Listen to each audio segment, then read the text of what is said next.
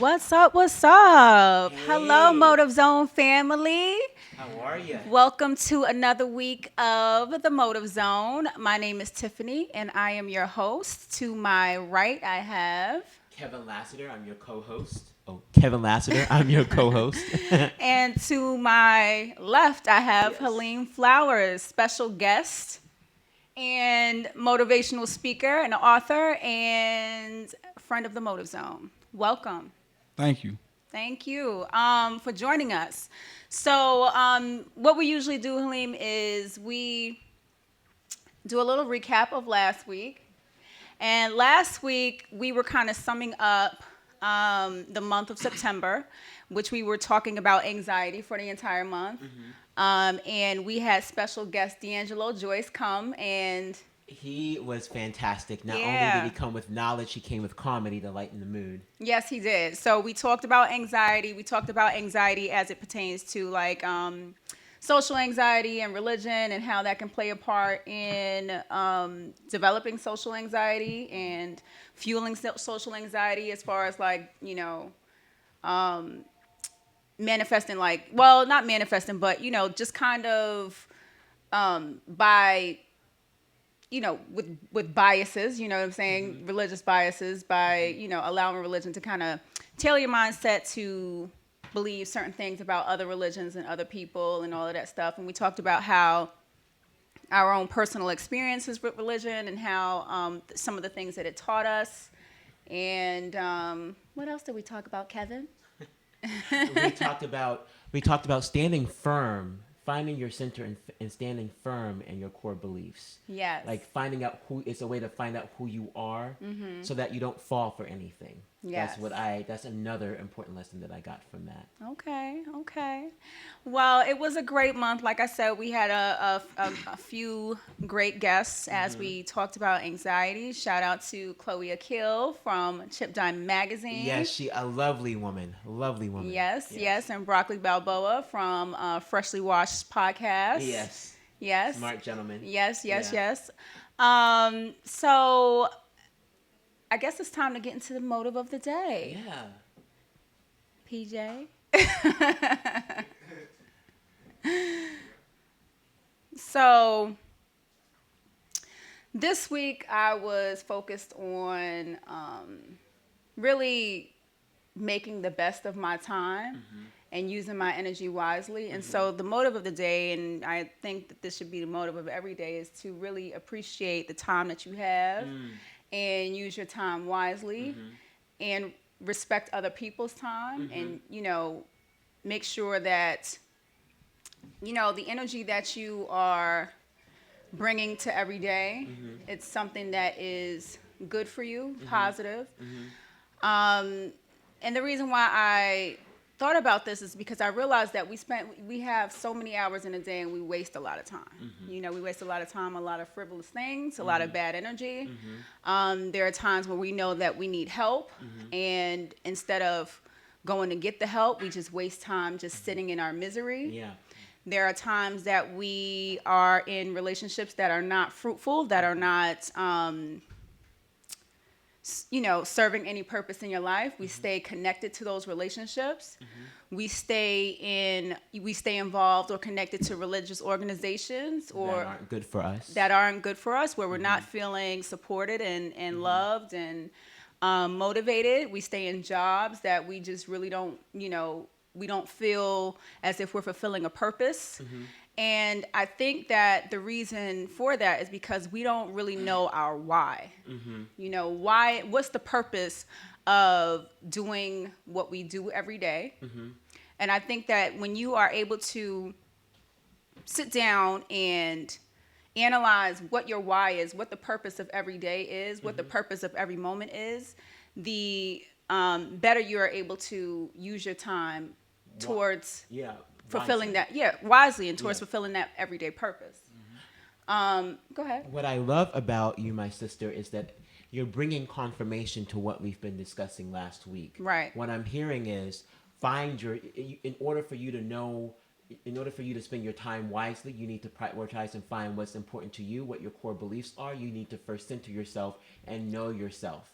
And I Yeah. feel like, and this relates to what we discussed last week about knowing what you believe in. That goes way beyond religion. That goes to what you hold dear to your heart so that you can prioritize what's important to you. And I feel like we get so caught up. I'm guilty. Oh yeah, me too. I'm a social media maniac. I don't know what it is. I'm a history nerd, so I just love documenting moments. And I think social media becomes that way that I can document moments. However, you get so caught up, oh, how do I look? And I'm really real guilty with this. How do I look? Is this the perfect scene? Do I look ridiculous? Or how come no one liked this so much? You waste just so much time and, and something so minuscule as presentation on social media. Absolutely. So just finding your worth. But one thing, and I waste a lot of time on social media too. But what I've learned is that you got to use social media to your purpose. Yeah. You know what I'm saying? Like you Yeah. got to use social media to your advantage. Yeah. And that's one of the great things that Halim knows how to do. He's like a social media guru already, okay? Like I've he been gets on following there. him. Yeah, Yeah. he gets on social media. He speaks his truth. He gives words of wisdom. He, shows people what's going on in his day, and it's just really inspiring. But to kind of piggyback off of the using your time wisely, I just wanted to. Did you know that today is October is Emotional Health or Emotional Wellness Awareness Month or something like that? I did not. Yeah, or Emotional Intelligence Month. So they have something for every. So it's also Domestic Violence Awareness Month, Wow. and Yeah. it's another one that I forgot, but it just made me think about how we are so like how I was saying last week that sometimes like I'll give a motive of the day, and it's kind of simple, like be kind or be kind to yourself. And the reason I do that, or I come up with these motives, is because we need to really learn how to set intentions for ourselves and set intentions for our day. And part of that involves becoming reconnected with who we are and what we feel and what's going on, because sometimes we don't even know how we feel. We and sometimes our thoughts would trigger feelings in us. And, we react or we go about our days ignoring it, and we're not really emotionally connected. And so in light of the Emotional Intelligence Month, it's just very important to really connect with what it is that you're feeling, why it is that you're feeling that way. And if you value your time and there are things that are bothering you, you really have to take the time to assess and redirect that energy towards something that is beneficial and positive. And, what else was I going to say? What else, Motive Zone fam? Speak your truth, my sister. Speak your truth. No, that's really all I had to say, is just to really take the time, to use your time wisely. And as we were saying earlier, Halim Flowers, motivational speaker, author, and good friend of the Motor Zone. Like I said, he uses his time wisely. He has a very interesting story. Yes. And I wanted to kind of get into that real talk about his life and his books and a lot of the movements that he's making in the community today. So we're on to Real Talk. I can't wait. So, Halim, tell the Motor Zone family a little bit about yourself. I didn't really go into much detail because I feel like your story is so profound and so inspirational that I wouldn't be able to do it justice. So, let us know, let the people know who you are. Thank you for the opportunity to share. My name is Halim Flowers. Born, not raised, in the District of Columbia in 1980. Started selling drugs at the age of like 12. That's when I I tell people when I became incarcerated, because I took my pre-SATs when I was 11. I was taking like summer classes at Howard University in 92 summer on a trajectory to go to medical school. And me seeing that, black boy intelligence wasn't celebrated in the village. What was celebrated at that time was selling crack cocaine, gun violence, and sexual conquest of women. So being funny looking, I couldn't get a lot of women, so I just resorted to, unfortunately selling crack and being violent just to be validated by others outside of myself. And at the age of 16, I was arrested for being an aider and abetter to a felony murder, first degree. And the person who was actually charged as being the actual shooter in my case, he had the charges dismissed against him. But I was taken to trial. I was convicted, given a sentence of 40 years of life imprisonment. During those years of 1997 and 1998, while I was housed as a 16-year-old child inside an adult DC jail in Lorton Maximum Security Facility, Blowback Productions out of New York, they came and they filmed a documentary about myself and another young child named Andre Bruno. Mm-hmm. And it aired on HBO, ended up winning an Emmy Award. And, pretty much that's the foundation of my story.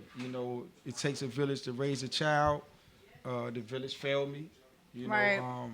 I didn't have Charlie's, MGM, casinos, and renovated 8th Street and none of the things of this nature. I just had, crack and violence and poverty and all of the negative ramifications that come with that, DC being a murder capital and lack of investment in the infrastructure and development of the city and the people.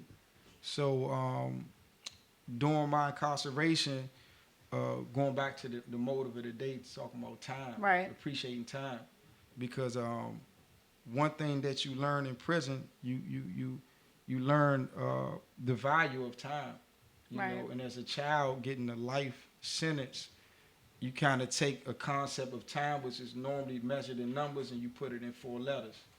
And so for me, being the hustler that I am and the fighter that I am, that my father, he trained me to be a boxer, which was good because you learn endurance and training and discipline.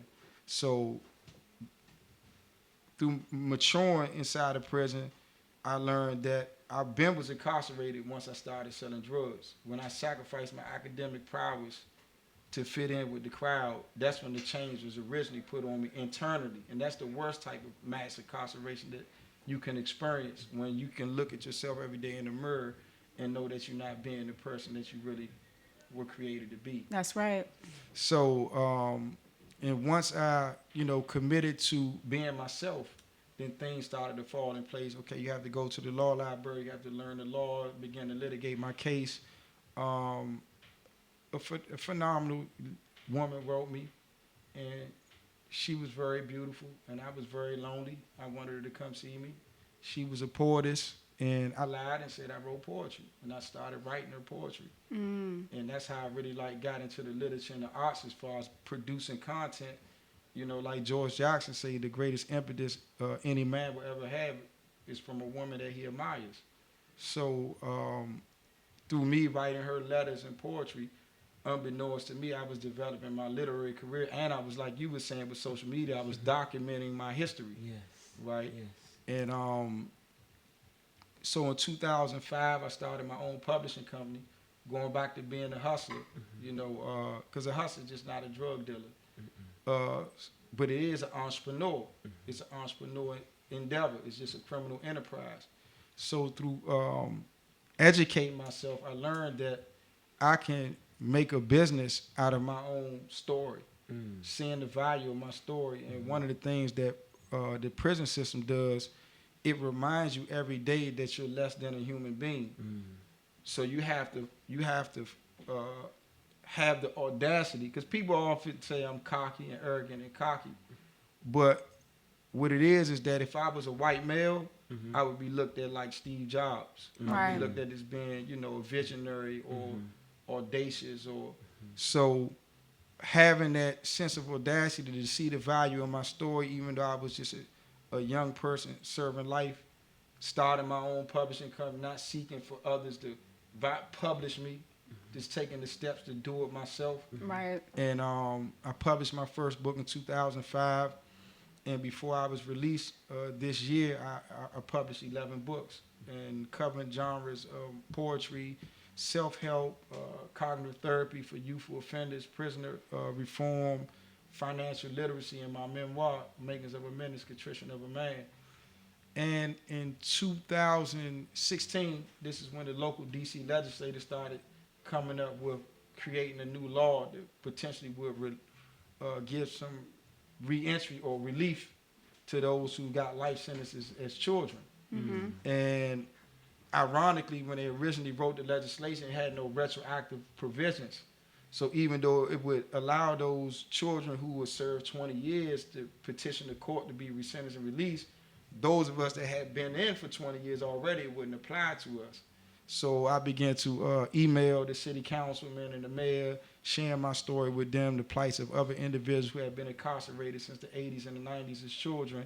And through that, through me having a phenomenal woman named Allison Horn, who was working with Free Minds Book Club at that time, and now she works with the Civil Rights Corps, she read my testimony for me in proxy at the city council hearing, and through that and other people from the community coming in, sharing their narratives during the mock-up process of the legislation, they made it retroactive when they amended it, and it was enacted on April 4th, 2017, which was the day that Dr. King was killed. And when you look at the history of D.C. charging juveniles, adults,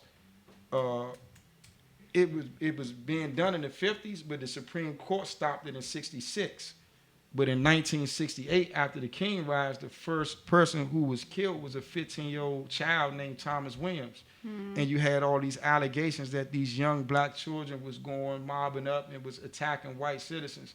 So after this, the U.S. Congress Committee for the District of Columbia and the Senate and the House of Representatives, they got together and made it a new law that made it easier for the U.S. Attorney's Office to charge our children as adults. So fast forward to March 21st, 2019. Yep. That's when I was released under the new legislation. I was the 10th person that was released under the new law. A year before I was released, I started a social justice media production company with a filmmaker and a lawyer named Christian Adair. Whereas though we would use short documentaries to help those who were being resentenced under the new law, and to use these stories of the incarcerated, informally incarcerated, to disrupt mass incarceration. So like within a month of my release, we had to go to New York and pitch for the Echo and Green Fellowship. We was able to get that. I applied for the Halcyon Arts Lab Fellowship, which is Halcyon is a big nonprofit located in Georgetown. And I was able to get that. So that I began that last month. That lasts for 9 months. They give you like a free townhouse, give you some money and a free art studio, and kind of like introduce you to the Smithsonian contacts, all the major museums and galleries. So I just kind of wanted to step in for a minute and go back to basically how you've used your time wisely and how you were able to persevere and, establish some, resilience in order to continue to survive. You know what I mean? And how do you explain how you were able to do that? Because for me, like, I've been through a lot of different things in life that felt like imprisonment, even though I wasn't in prison, right? And like you said, there was a time where you felt as though you were imprisoned internally. And I think that people who have been through a lot experience that same kind of trauma, because that's what it is. It's just trauma taking hold on you, and you really don't know how to break free from that. So I always say that resilience and perseverance is like an everyday job. Do you feel like as though, you were just released in March. How do you feel? How do you feel about that? And I see on social media, like I told you, I'm very proud of you. I feel like you seem like an anomaly, because so many people go through what you've been through, and are not able to come out and make the best of what life has to offer. And the opportunities are not there. Like, I get it. So, how would you say that, you were able to find that willpower in order to continue to persevere? I always like to say like life deals in dichotomy, right? So like oftentimes when I tell my story, like my greatest tragedy was when my father got on drugs and losing my father, right? But also, and don't I don't think I do a good enough job of mentioning it, like how I was able to transcend adversity was through like three things that my father gave me, right? My faith in Allah, right? My spirituality, Right. right? Um, boxing. Boxing, my father had me doing push-ups, sit-ups, jogging, hitting the pads, in the ring at the age of 6. Boxing, and then like my grandfather, he would show me like Jack Johnson fights and Joe Louis fights. So these fights was like Jack Johnson fights, 27 rounds, and Joe Louis, my grandfather explained it to me like he was black, and if it went to the decision, he was going to lose because he was black. So he had to knock people out. And he had the whole black race in America on his back. That's why he was known as the Brown Bomber. So, and then the third aspect was like my father and my grandfather, like entrepreneurship, hustling, right? So those three things were how I am able to transcend adversity. I have a very deep relationship with the Creator and Spirit, right? I don't like to like propagate it and stuff, like it's like personal to me, Right. right? But that's like the core of my strength to transcend, because I believe that the Creator is in control of everything, and if I'm connected to Spirit, then I'm connected to everything, right? I think that you said something very profound there, and it's not only about. I can appreciate the fact that you're very connected to spirit because, like Kevin and I, we talk about it all the time how we're very spiritual as well, and but for people who are not connected to their spirituality or just have no interest in being connected to spirituality, I think one of the most important things that you can do with yourself is keeping yourself active. Like you said, you had boxing, you had you kept your brain fed, you read a lot, you tried to work on your case, but that all of that Let me step in. I want to say like not just being active, right? But purpose-driven living. right. You can be active and not be effective. Correct. Right? You got fighters that throw a lot of punches, but they not landing. Right? So what I learned from studying the autobiographies and the biographies of Malcolm X, Andrew Carnegie, Steve Jobs, Benjamin Franklin, Maya Angelou, Harriet Tubman, no matter what their craft or their lane was, through consistency, right, which translates into discipline, Right. right, they were very effective, and they were very fearless. So for me, I believe that the boxing, it gave me the discipline to be consistent, because my father used to have me drilling too, right? And through drilling, he called in the cadence. You have to be a good listener, and you have to be able to move on listening on command. So all of those things that I was going through as a child, it gave me those skills, that resilience, that consistency, that discipline to go to the law library, to file a motion, and to have the motion denied, to get involved with a female while you're incarcerated, and then she gets pregnant.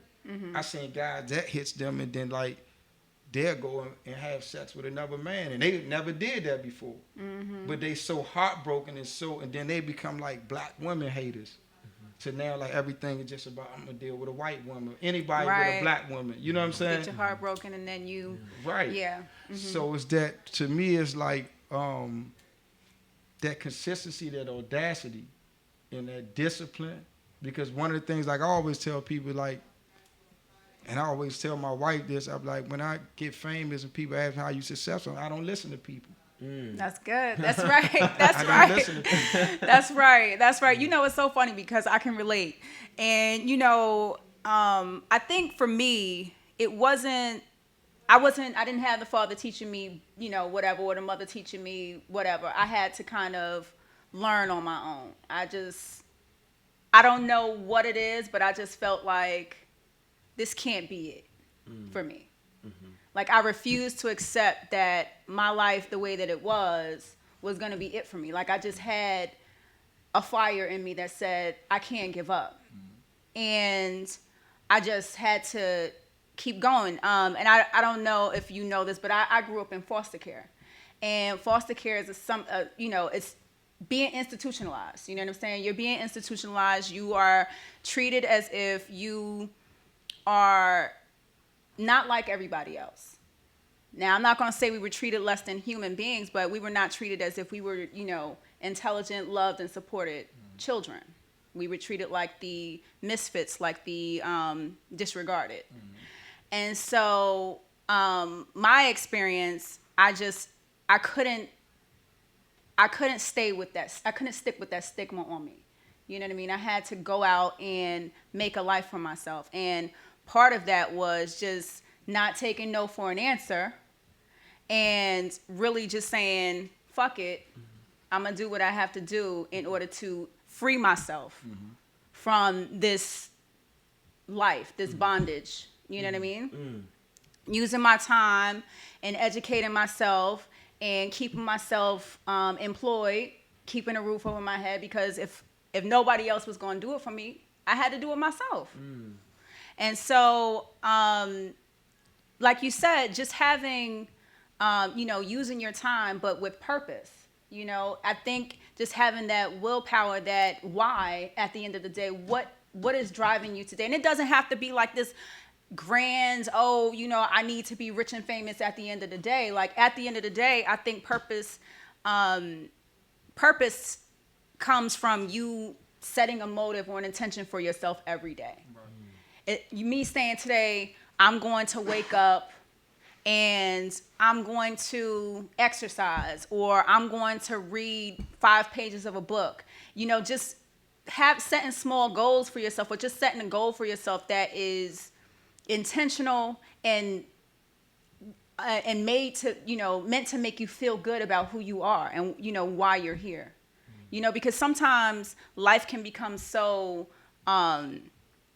weighted. You can feel so weighted down by life, and just, especially adulting, what I'm saying? Like, adulting is not fun. You got to pay your bills, and you got to do whatever you got to do in order to survive every day, and you don't get any pats on the back.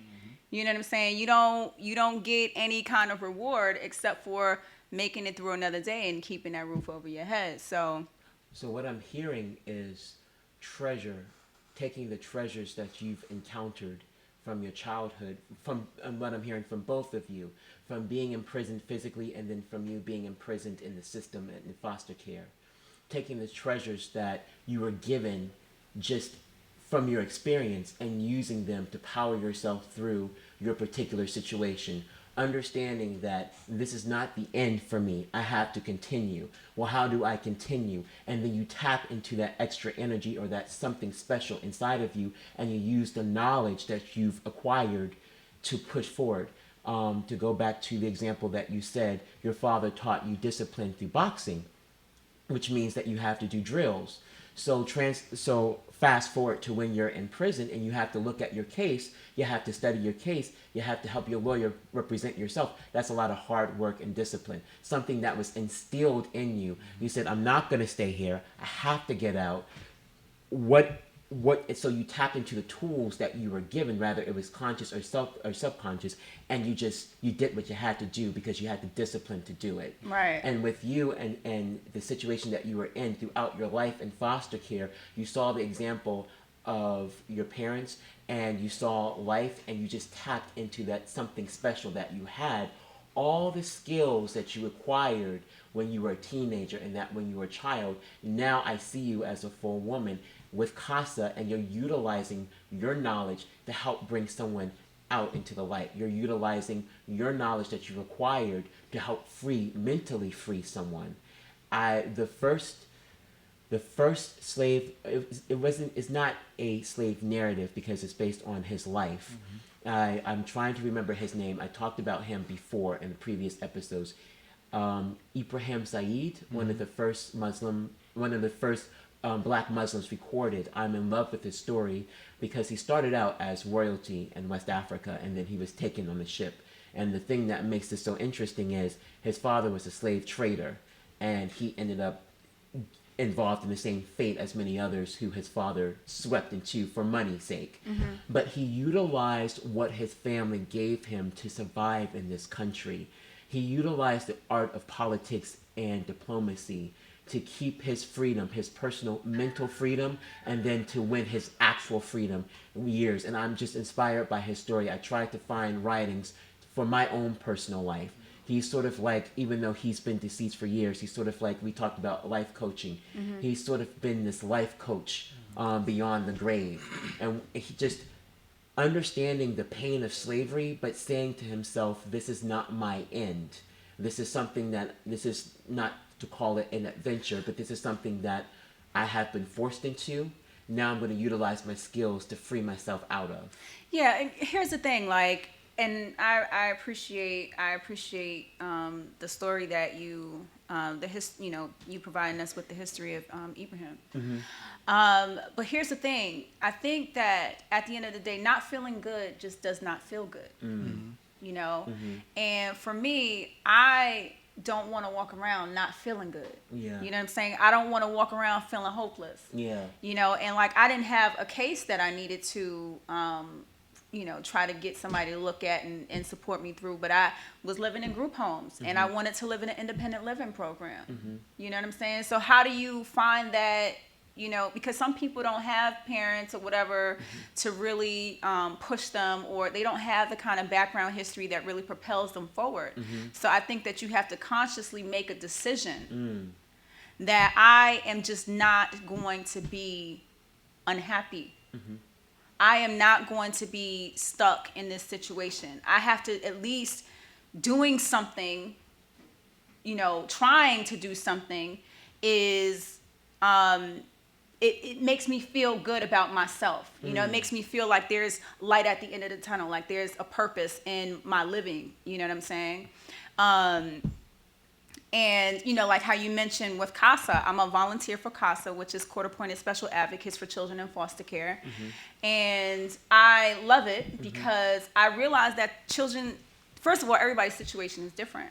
But you have a lot of children that just don't have the guidance. They don't have the support. They have a whole bunch of people coming in, and I'm sure that you can relate, a whole bunch of people coming in and out of their lives, lawyers and social work and all of these different people who really are there to just kind of do what they're trained to do. You know what I'm saying? They can't really connect to the situation or to the job itself. You know what I mean? And so I think that it's important, the reason why I decided to do that.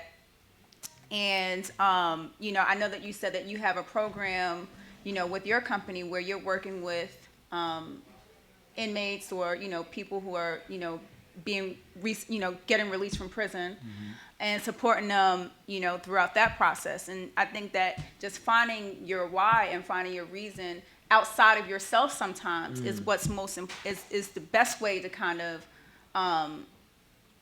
fuel that resiliency and that perseverance.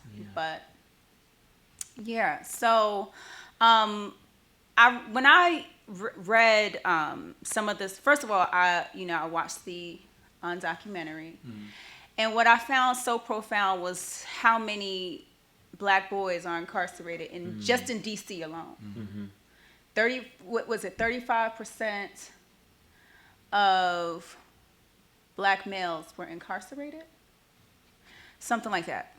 That's what it said on the documentary. Yes. And so what I know is that the incarceration rate in the United States, period, and within, and what's so funny, going back to statistics, something like 80% of children in foster care are African American, Black children. You know what I'm saying? So I just find it interesting that, there are so many Black children who are being institutionalized, and it's not being spoken about. It's not being fought for. Like changing this dynamic is not being fought for on a larger scale. It's not on the front lines of our policies to ensure that our children, Black children, are not being forced into institutionalization. And then, it's like these children are being institutionalized and then expected to come out of these situations without, showing or experiencing or reliving the trauma without any kind of support. It's institutionalized racism. We don't want Yeah. want to say it in America because we feel like in the 21st century we have supposed to have overcame, right? But the thing is, we still have our old colonial systems in this new world. How can you survive in a system? Du Bois said this, that's not made for you. This justice system was not made for people of color and for women in general. It wasn't.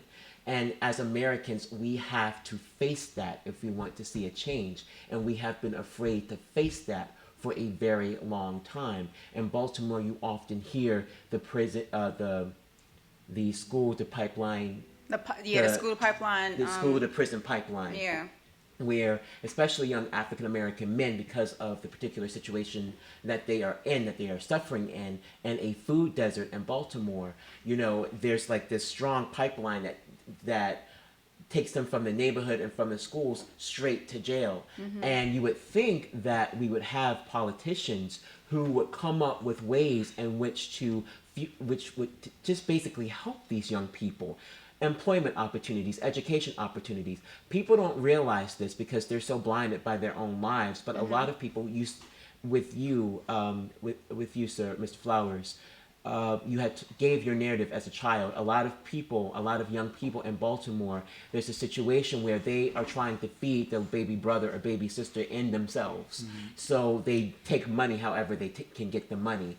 And our policies in the city aren't directed towards food and education and growth opportunities for them. It's directed towards other areas, businesses. So now you have a population trying to survive and doing what they can to survive, and then in concert with the mixture of privatized jails, people being put in jails, and then since they're privatized, they're business owned, the amount of people you put in, the more money that you make is the perfect, recipe for the fast school to prison pipeline that you see. I think the mistake that we make is that, like when you said that you would think that politicians would address these economic issues. Yeah.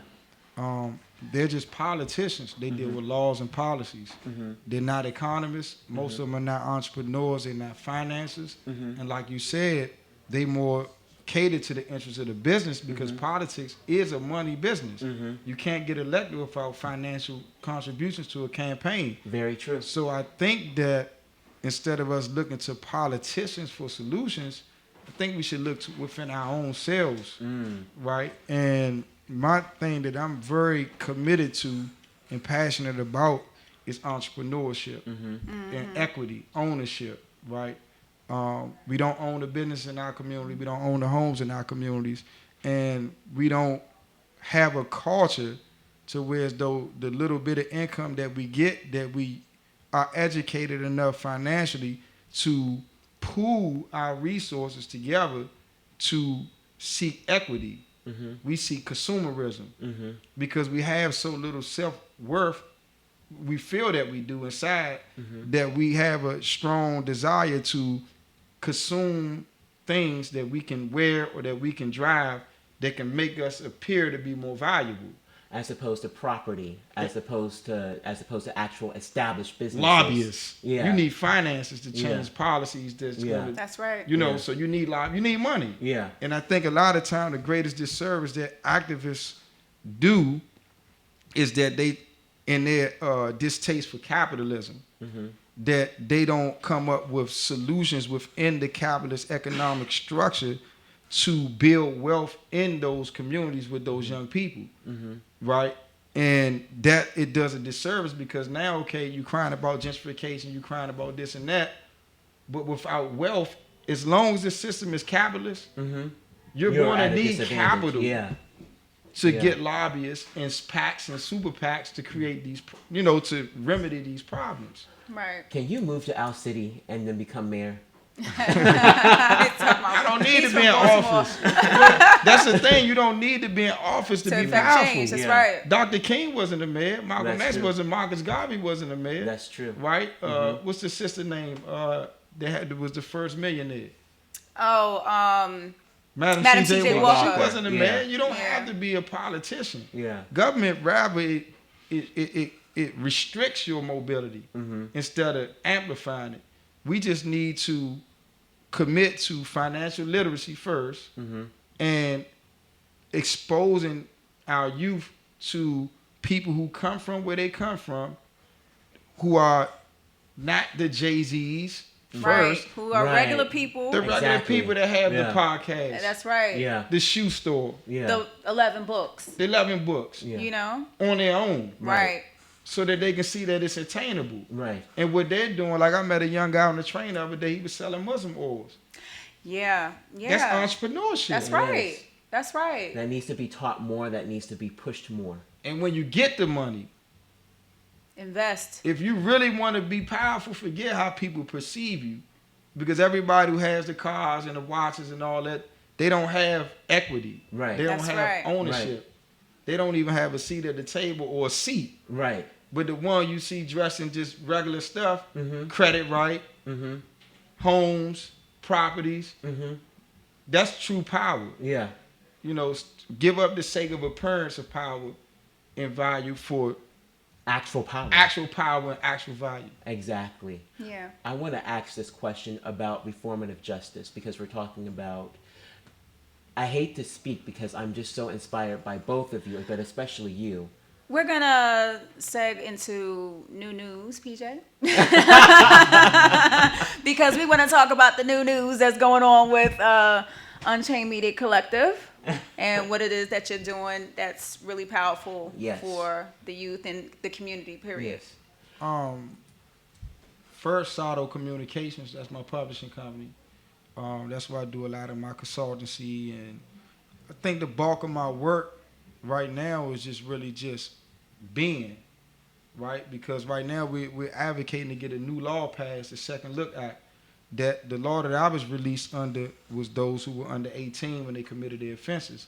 Now we want to extend that, Councilman Charles Allen of Ward 6, we want to extend that for those who committed their offenses under the age of 25 because the neuroscientific information evidence clearly states that the brain doesn't develop until the mid to late 20s, right?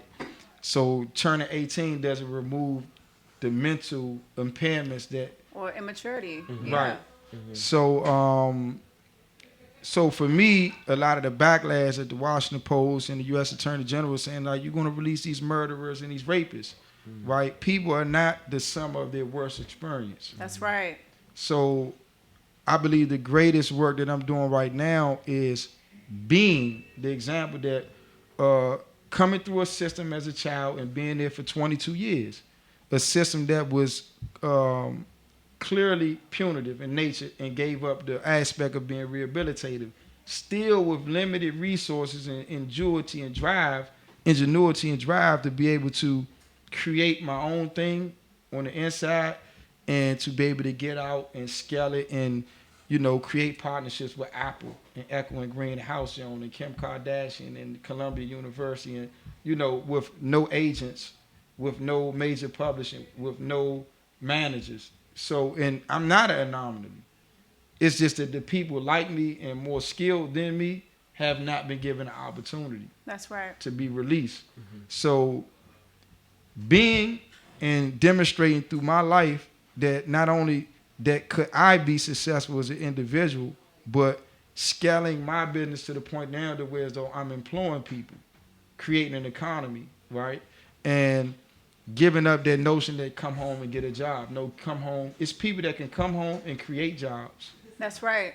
And now you're seeing that releasing individuals and giving them a chance to earn their freedom is not a public safety factor in the sense of them being released. Keeping them in does harm to the public safety. That's right. You know, so no, I'm not an anomaly. I did the, you know, the I'm going to Detroit next week with Columbia University. I'm gonna do a talk at a Detroit Historical African American Museum. I've worked with, like I said, that's through Columbia University. I've worked with Georgetown Prisons and Justice Initiative with Professor Mark Howard to extend higher education, collegiate opportunities to those who are incarcerated throughout the world. Through that, that's how I tied in with Kim Kardashian. We did the film project. Her film was released on Oxygen Network. We're going to screen it at the South by Southwest Festival in March. But it's about her experiences of advocating for people to get out, getting people out, regardless of who in office, Democrat, Republican. She's willing to work with anybody to get everybody out, whether they're violent offenders, like my best friend, who Mama Lou Stewart, who was charged with murder as a child and served 22, 23 years. She advocated, wrote letters for him to get out, or nonviolent offenders, right? Because just the nature of the offense doesn't determine the value of the redemptive abilities of an individual decades later. Yeah, I love that. You got a lot of people who sell drugs and kill people, but if they cooperate with the government will let them right back out in the day. Yeah. As long as they wear wire and get more people from our communities back in, they don't care whether they still a menace to society. That's why the U.S. Attorney Office is advocating for Rayful Evans to get out. Mm-hmm. You know, he done sold more drugs and been responsible for destroying more people than probably anybody in the history of the city. Mm-hmm. But because he cooperated with the U.S. Attorney to incarcerate more of our people, they're willing to release him in our community. But then you have those from our community who are incarcerated citizens doing great things, but the U.S. Attorney's Office don't want to advocate for them to get out. Mm-hmm. Yeah. So, well, I appreciate you. Thank you for coming on to the Motive Zone and enlightening us on things that you're working on within the community and, you know, doing for just the world. I mean, you know, like this, it starts with us. Mm-hmm. You know, if we're not willing to step out there and tell our stories and put in the work in order to ensure that, ensure that somebody else gets a better opportunity, then, you know, what are we doing it for? You know what I mean? Mm-hmm. So I want to, Motive Zone fam, I just want to take a little quick break because when we come back for our people, Halim is going to read or recite one of his dope ass poems. We'll be right back.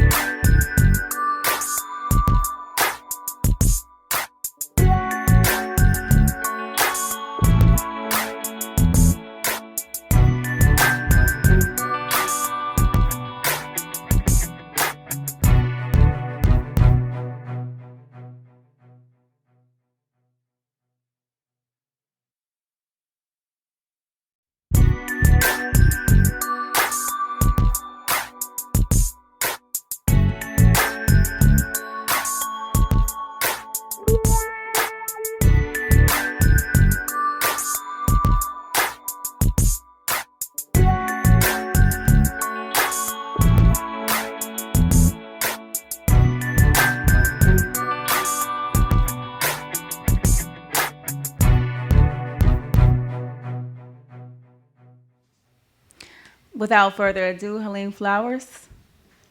This piece right here is titled Love is the Revolution. When I'm asked to introduce myself, I tell people that I'm an advocate and an activist for love in all spaces. So this poem right here is titled Love is a Revolution because that's my personal movement, is to infuse radical love in people for themselves, for others, and then to transcend to a space where we can learn to love those that hate us. I love that. Heartless young spirits shot and killed a 10-year young girl.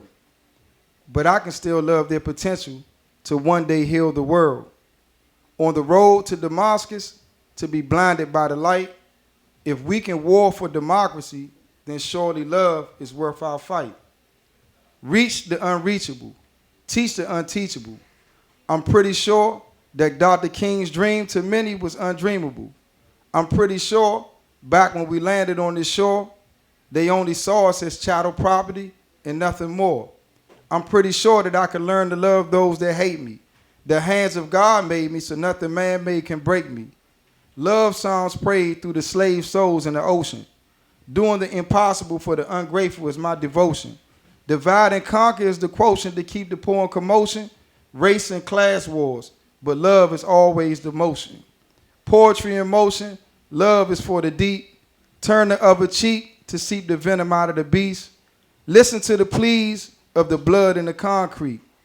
Water hoses and canine cops can never defeat the power of the people, because love is infinitely lethal. So we loving the haters to death till there's no haters left. From a baby's first step to my lungs' last breath, I give it all to the cause and die with no regrets. Love is the revolution that will not be televised. Instead, it will be digitized and streamed on Instagram Live. I walked on water because I wasn't afraid of the wave. I made it through the fire because I wasn't scared of the blaze. I made it out of prison because I couldn't be caged by a cage. And I made it to love because I transcended my rage. Love is the revolution. Beautiful. Thank you so much, Halim. Thank you so much. That was beautiful.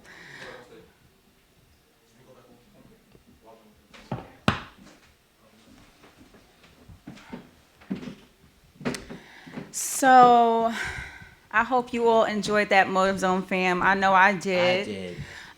You can, yes, you can catch Halim on Instagram at Halim Flowers.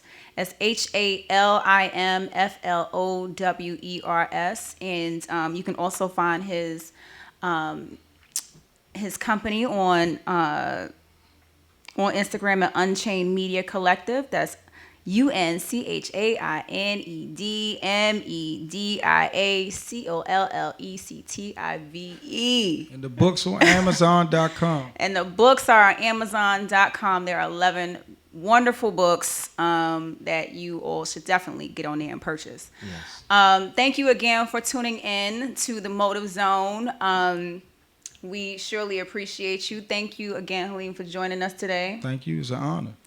And make sure you find us on YouTube and subscribe to our channel. You know, you can find us on Instagram at The Motive Zone and click on the link in our bio to find all of our social media and streaming. You can find us on all the streaming apps. But thanks again, and we'll see you next week. Peace.